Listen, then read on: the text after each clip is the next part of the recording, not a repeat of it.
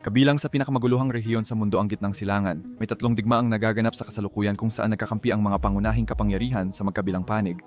Ang rehiyon ay nakaranas ng sunod-sunod na labanan simula noong ika-20 siglo, pero sa kabila ng lahat ng mga pag-aalsa, digmaang sibil at insurrection, dalawang bansa ang laging tila kasangkot, Israel at Iran, dalawang higante sa larangan.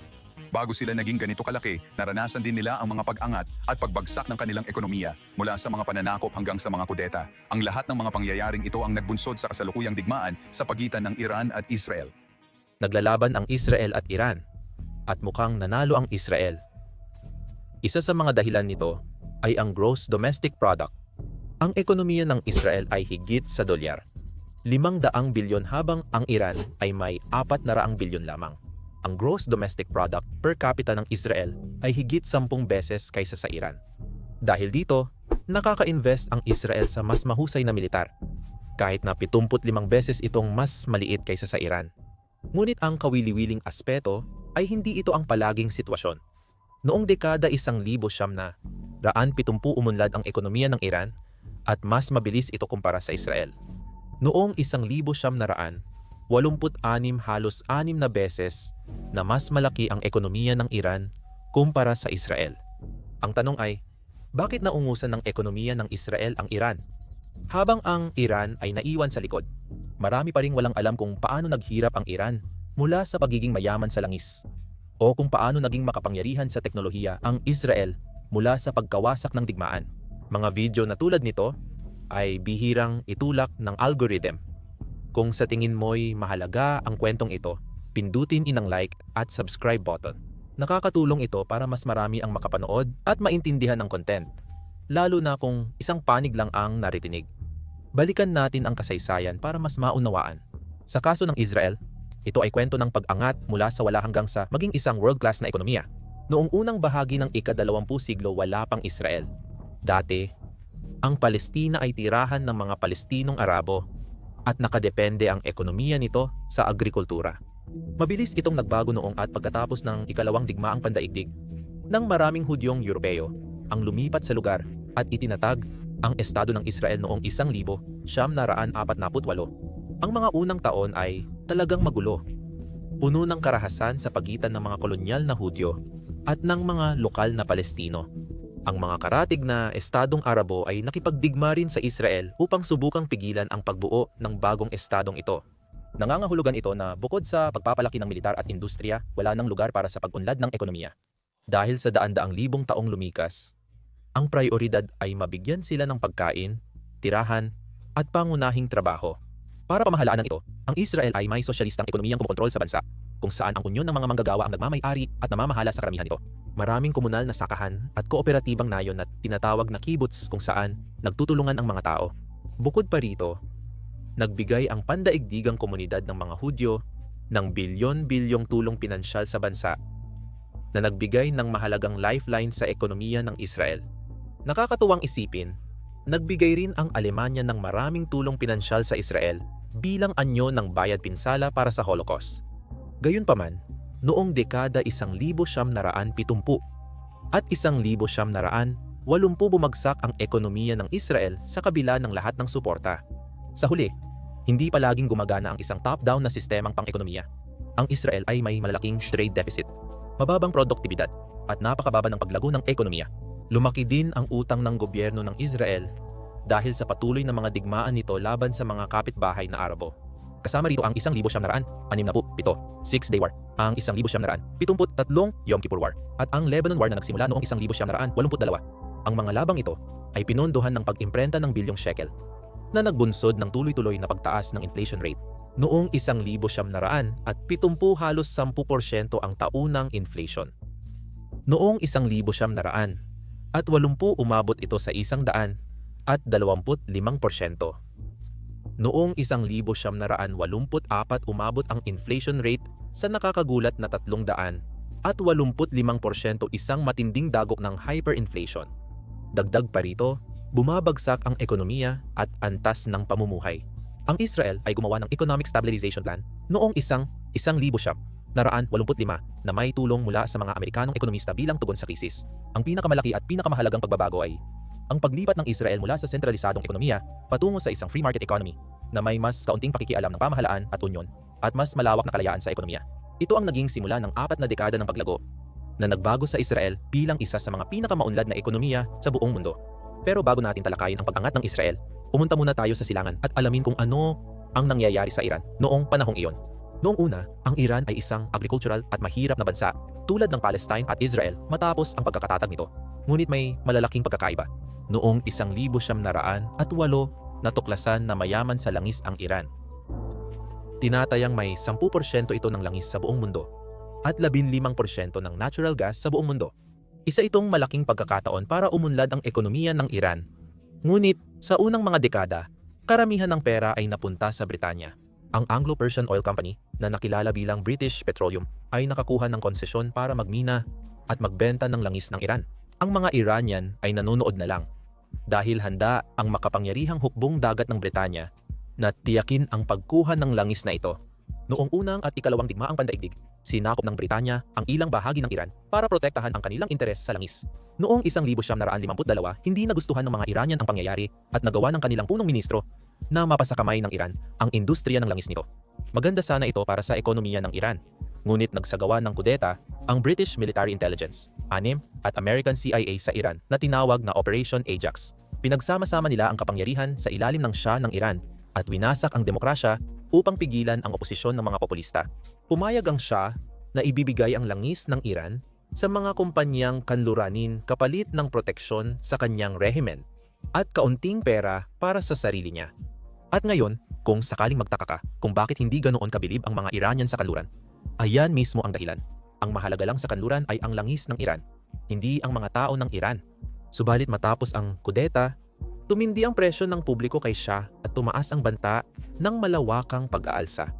Noong 1954 sumang-ayon ang mga kumpanyang kanluraniin na ibigay ang kalahati ng kita sa langis sa pamahalaan ng Iran. Bagamat kalahati lang, malaking tulong ang kita sa langis.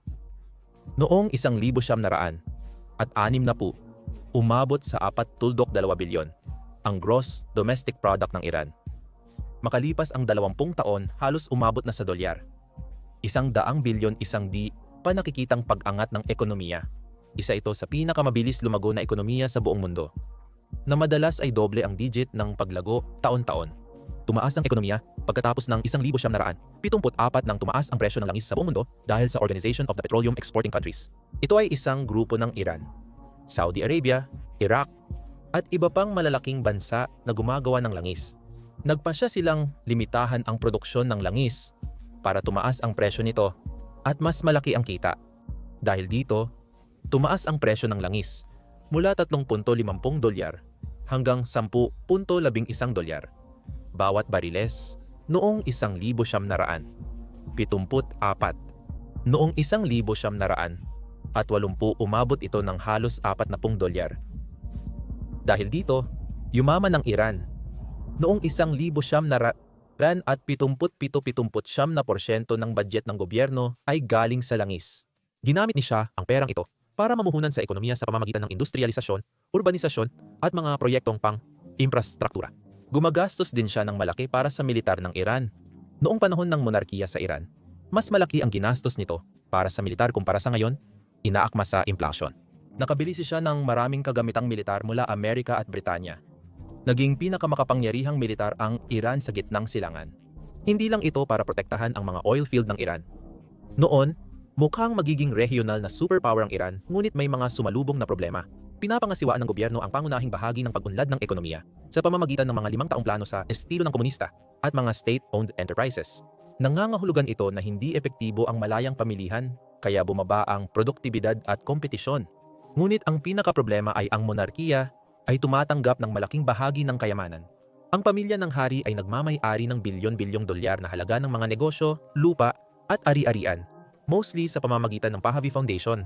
Ang mga elitista sa Iran na malapit sa pamilya ng hari ay yumaman din ng husto. Karamihan sa mga Iranian ay nananatiling magsasaka sa kanayunan. Sinubukan naman talagang tulungan sila ni Shah.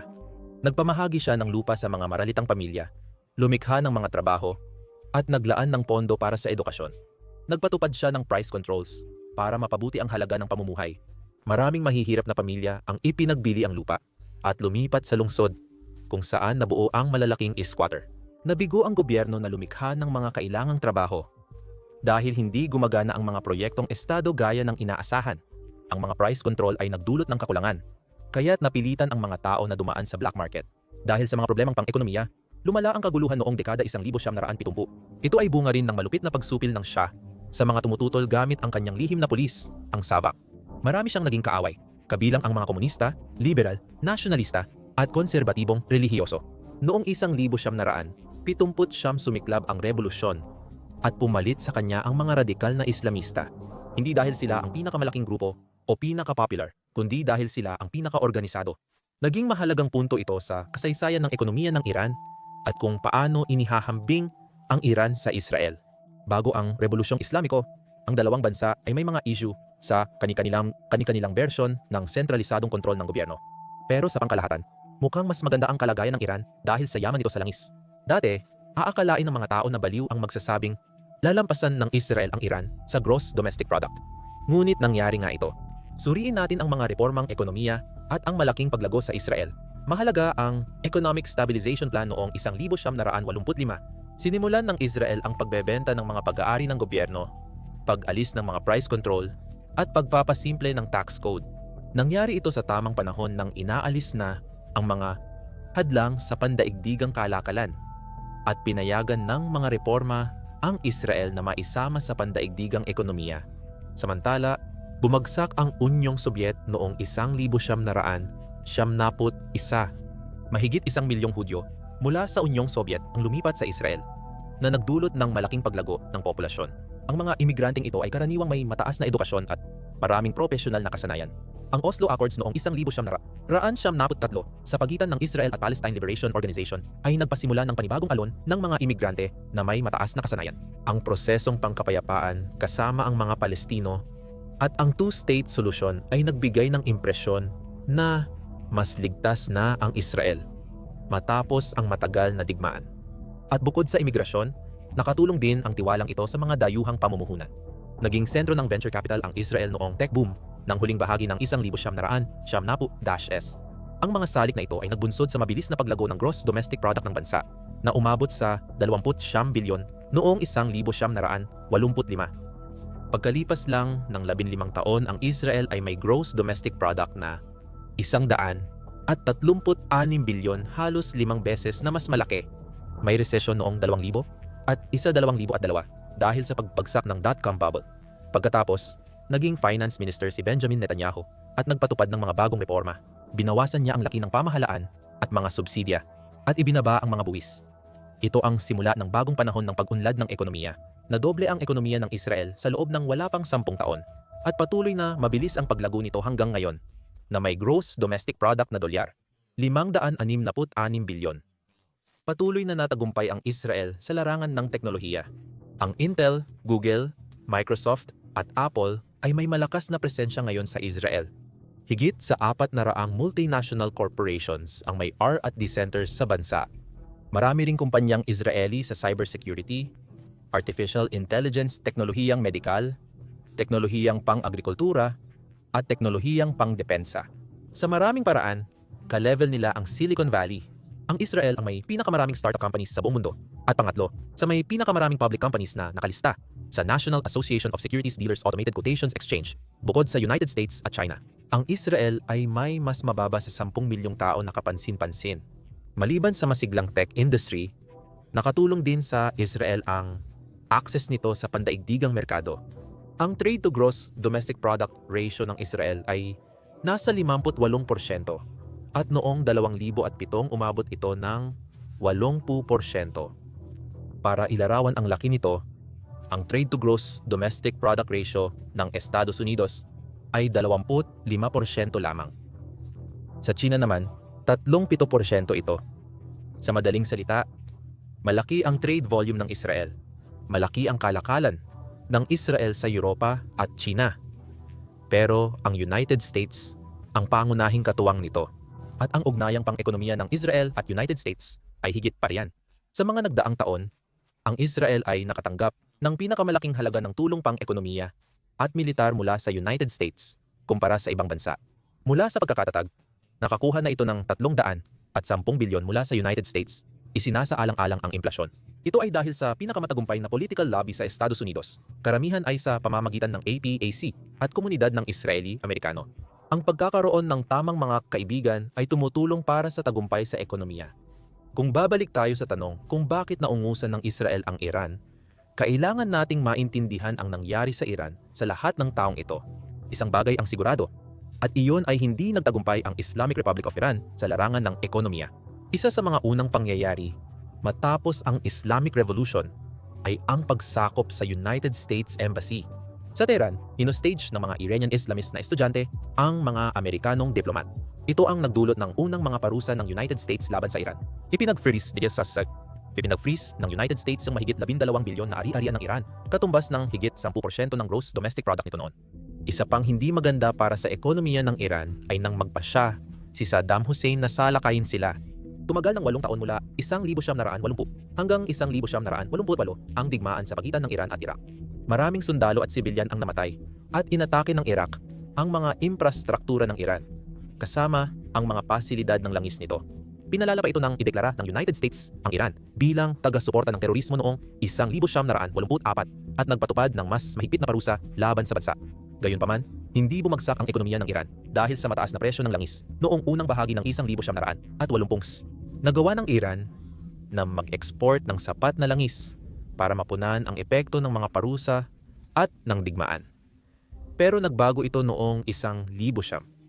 Naraan 86, itinaas ng Saudi Arabia ang produksyon ng langis, kaya bumagsak ang presyo nito. Ginawa nila ito dahil nilalabag ng ilang miyembro ng Organization of the Petroleum Exporting Countries ang kanilang production quota para kumita ng dagdag. Gumagana lang ang kartel kung lahat ay sumusunod sa patakaran. Gusto ring pahinain ng Saudi Arabia ang Iran at Iraq sa estratehikong paraan. Dahil dito, bumagsak ang presyo ng langis mula $28 kada bariles hanggang $14 kada bariles sa loob ng isang taon. Sinira nito ang tubo ng Iran, kaya napunta ang bansa sa napakahirap na kalagayan. Mula $200 noong 1986 bumagsak ng mahigit 23 ang gross domestic product ng Iran sa 64 noong 1973. Hindi lamang ang pagbagsak ng presyo ng langis ang dahilan dito. May kaugnayan rin ito sa sitwasyon ng exchange rate dahil halos nawalan ng halaga ang Iranian rial sa loob lang ng ilang taon. Matapos ang Islamic Revolution at digmaan sa Iran, sinubukan ng mga may-ari ng ari-arian na tumakas, na tinatawag na capital flight. Kaya naman, malaki ang pagbagsak ng halaga ng pera. Noong 1978, 70 riyals lang ang katumbas ng $1. Pero noong 1979, kailangan na ng halos 10,000 riyals para sa $1. Nauugnay ito sa gross domestic product, sapagkat ang lahat ay sinusukat sa United States dollars. Ang mababang gross domestic product ng Iran noong 1970s ay dahil sa maling pamamalakad ng gobyerno. Ang bagong Islamic na rehimen ay nagpatupad ng isang sentralisadong command economy na may state ownership at mahigpit na price control. Inulit nila ang mga pagkakamali ng monarkiya. Kaya naging hindi epesyente at produktibo ang ekonomiya ng Iran. Malaking issue rin ang inflasyon sa loob ng maraming taon, kadalasan ay doble ang bilang ng porsyento ng inflasyon. Subalit nagbago ang kalagayan sa Iran noong dekada 2000. Ang gross domestic product ay tumaas ng mataas at umabot sa mga antas na hindi pa nararating dati. Tumaas ang Iran mula 110 bilyon noong 2000 hanggang 600 at 44 na bilyon noong 2012 habang magkasabay ang Iran at Israel noong huling bahagi ng 90s at unang bahagi ng 2000, muling lumamang ang Iran at malayong nalampasan ang ekonomiya ng Israel. Ang dahilan nito ay ang mataas na presyo ng langis. Muling nagkaisa ang Organization of the Petroleum Exporting Countries at tumaas ang pandaigdigang demand para sa langis. Noong 1978, $13 ang presyo ng langis kada bariles. Noong 2012, umabot ito sa $112. Sa maikling salita, nagbigay ito ng libreng pera sa rehimeng Iranyano upang mamuhunan sa ekonomiya nila. Gayunpaman, dapat ding bigyan ng kaunting kredito ang gobyernong Iranyano. Nagsagawa sila noon ng malalaking hakbang sa pribatisasyon. Ibinenta nila ang ari-arian at negosyo ng gobyerno at binuksan ang ekonomiya. Talagang malubha ang problema sa kontrol ng gobyerno. Noong 2000 at 60-70% ng ekonomiya ng Iran ay pag-aari pa rin ng gobyerno.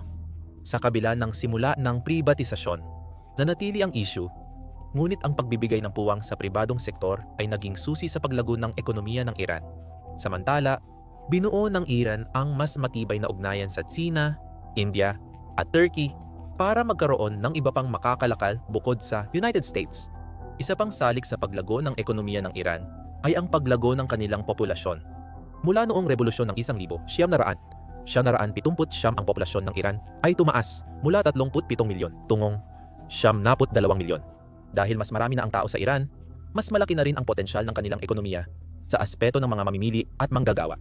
Sa kabila ng mga pabor, hindi nagtagumpay ang Iran at muling bumagsak ang ekonomiya nito noong dekada 2010. Bahagi nito ay dahil masyadong galante ginamit ng Iran ang kanilang pera mula sa langis. Isa ang Iran sa may pinakamalawak na sistema ng subsidya sa buong mundo na may subsidized na pagkain, gasolina at pabahay at libreng edukasyon at serbisyong pangkalusugan. Matapos ang reforma sa subsidya noong 2010, pinapalitan na ng Iran ang mga subsidya ng direktang buwan ng pera sa mga mamamayan. Ito ay resipe para sa kawalang epesyensya at mababang produktibidad, ngunit may pera sila para dito hanggang 2015. Bumagsak ang presyo ng langis mula $100 hanggang $52 sa loob ng isang taon. Bahagyang bumangon noong 2018, ngunit muling bumagsak noong 2020. Ang pananakop ng Russia sa Ukraine ay pansamantalang nagtaas ng presyo ng langis noong 2022, pero mabilis na itong bumababa ngayon. Sa madaling salita, ang pagbibigay ng pera mula sa langis sa mga mamamayan ay hindi ang pinakamahusay na paraan para palakasin ang ekonomiya. Pamamaraan lang ito para sa pansamantalang pagpapasigla ng ekonomiya, hindi pang matagalan. Nakamit ng Iran ang paglago sa industriya sa pamamagitan ng estratehiyang import substitution. Sa madaling sabi, isinara ng Iran ang sarili sa mga import, kaya naging hindi kompetitibo ang industriya nito sa pandaigdigang pamantayan. Gayunpaman, hindi pa natin natalakay ang pangunahing dahilan ng pagbagsak kamakailan ng ekonomiya ng Iran. Walang duda, ang masamang ugnayang panlabas ng Iran ang dapat sisihin dito. Malaking bahagi ng kita sa langis ng Iran ay ginagamit sa pagpupondo sa mga proxy organization sa gitnang silangan, nakilala bilang Axis of Resistance. Kabilang dito ang Hamas sa Gaza, Hezbollah sa Lebanon, at Houthis sa Yemen na ikababahala ng maraming bansa. Ayaw ng mga bansang Arabo sa kaguluhang dulot ng Iran, lalo na yung mga pinamumunuan ng mga monarkiya. Ayaw ng Israel sa Iran dahil ang mga kaalyado nito ay naglalayong alisin sila sa mapa. Nanawagan na ang mga pinuno ng Iran para wasakin ang Israel. Naglabas na rin sila ng mga banta laban sa Estados Unidos, ang pinakamalaking kaalyado ng Israel. May programa rin ang Iran sa pagpayaman ng uranium na maaaring magamit sa paggawa ng mga sandatang nuclear. Walang may gusto na magkaroon nito ang Iran. Noong 2008 ang United Nations Security Council na binubuo ng United States, Russia, China, France at United Kingdom ay nagpataw ng mabibigat na sangsyong nuclear laban sa Iran. Itinigil ng United States ang lahat ng kalakalan sa Iran. Nagsimula rin ang United States na magpatupad ng mga sekundaryang parusa sa mga kumpanyang nakikipagnegosyo o namumuhunan sa Iran. Maraming bansa, kabilang ang European Union, ang umiwas sa ekonomiya ng Iran at nagbawal ng pag-angkat ng langis mula rito. Nagkaroon ng pag-asa para sa Iran nang lagdaan ng United Nations Security Council ang Joint Comprehensive Plan of Action noong 2015. Nangako itong aalisin ang mga parusa sa Iran kapalit ng paglilimita ng Iran sa kanilang nuclear program. Sa unang termino ni Pangulong Trump, hindi siya nagtiwala sa Iran kaya umalis siya sa kasunduan sa bansa. Nagpatupad siya ng mas mahigpit pang mga parusa sa Iran na nagdulot ng krisis sa ekonomiya ng bansa. Bumagsak ng husto ang pag-export ng langis ng Iran dahil sa pangamba ng mga bansa na bumili nito sa posibleng pangalawang parusa mula sa United States. Noong 2019 bumaba sa kalahating milyong bariles kada araw ang pag-export ng langis ng Iran mula sa dating 2 milyong bariles kada araw. Matindi ring naapektuhan ng mga parusa ang pera ng Iran, kaya halos wala ng halaga ang Iranian rial. Sa ngayon, ang isang Iranian rial ay katumbas lang ng humigit kumulang 0.00023 United States dollars. 4 na zero yon. Kaya nagiging mahal mag-import ng produkto mula sa ibang bansa. Mahigit 25% ang taunang antas ng implasyon sa Iran sa nakalipas na 8 taon. Nakahiwalay sa mundo, umasa ang Iran sa sariling ekonomiya para sa kaunlaran. Ngunit lumala lalo ang pang-ekonomiyang kalagayan ng bansa. Bumalik talaga ang isyu ng kontrol ng gobyerno at sa kakaibang paraan.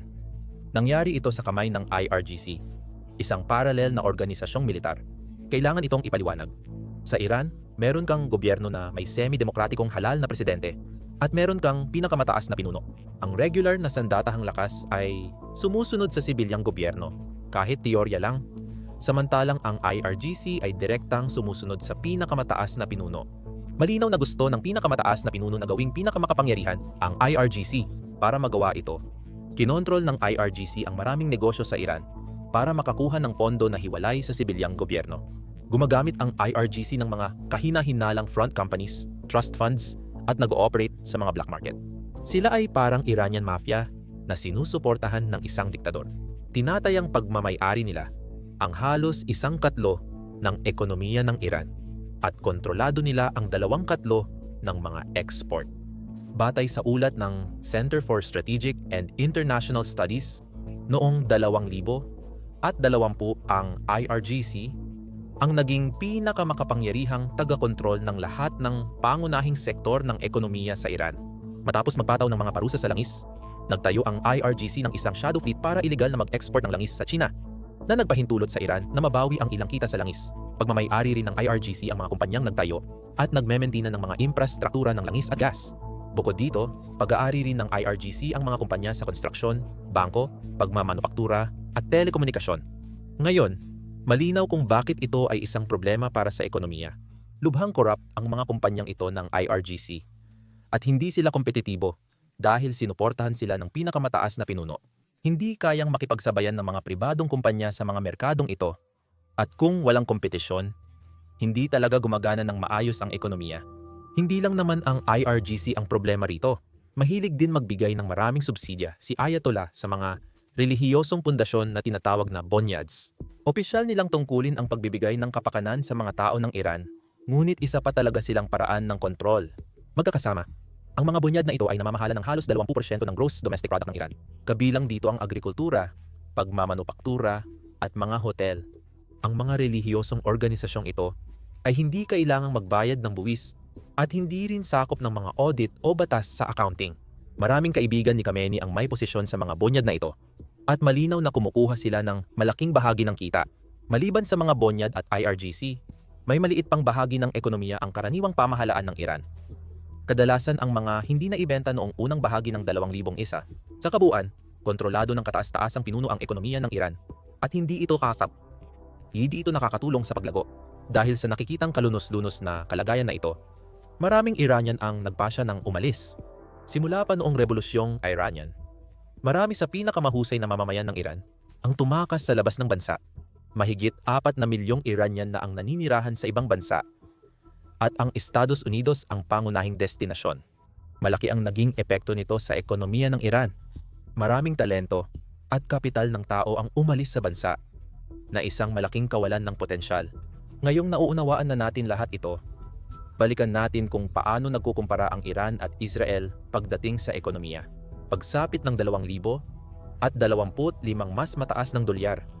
119 bilyon ang gross domestic product ng Israel kaysa sa Iran na may dolyar.